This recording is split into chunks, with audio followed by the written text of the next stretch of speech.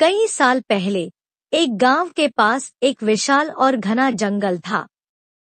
उस जंगल को सफेद चुड़ैल का जंगल कहा जाता था।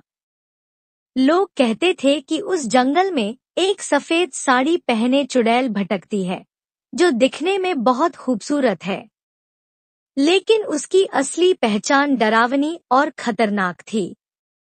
गांव के लोग कहते थे कि अगर कोई रात में उस जंगल में गया तो वह कभी वापस नहीं लौटा। सफेद चुड़ैल उन लोगों को अपने जाल में फंसाती थी।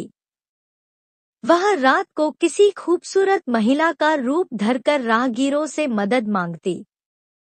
जैसे ही कोई उसकी मदद के लिए रुकता, वह उसे पकड़कर गायब कर देती। गांव में अर्जुन नाम का एक बहादुर शिकारी रहता था। वह इन कहानियों पर विश्वास नहीं करता था।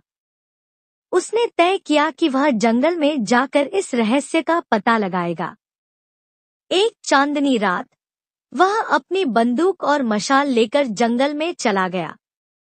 जंगल में कुछ दूर चलने के बाद उसने देखा कि एक महिला सफेद साड़ी पहने पेड़ के नीचे बैठी है।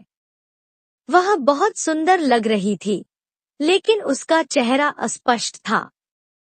उसने अर्जुन से कहा, मुझे मदद चाहिए। मैं इस जंगल में खो गई हूँ।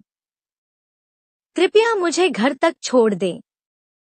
अर्जुन को उस महिला के इरादों पर शक हुआ। उसने अपनी मशाल की रोशनी को महिला के चेहरे पर डाला। जैसे ही रोशनी उसके चेहरे पर पड़ी, उसका असली रूप प्रकट हो गया। उसकी आंखें लाल हो गईं और उसके लंबे दांत बाहर निकल आए। वह जोर से हंसी और अर्जुन की ओर झपटी, लेकिन अर्जुन घबराया नहीं। उसने अपनी बंदूक से एक तीर चलाया, जिसे उसने एक पवित्र मंत्र के साथ तैयार किया था। तीर लगते ही चुड़ैल दर्द से चिल्लाई। उसने अर्जुन से कहा, तुमने मुझे क्यों मारने की कोशिश की? मैं भी कभी एक इंसान थी। चुड़ैल ने अर्जुन को अपनी कहानी बताई। वह कभी इस गांव की एक साधारण लड़की थी। गांव के लोगों ने उसे झूठे आरोपों में फंसा दिया और जंगल में मरने के लिए छोड़ दिया। उसके साथ हुए अन्याय ने उसे चुड़ैल बना दिया।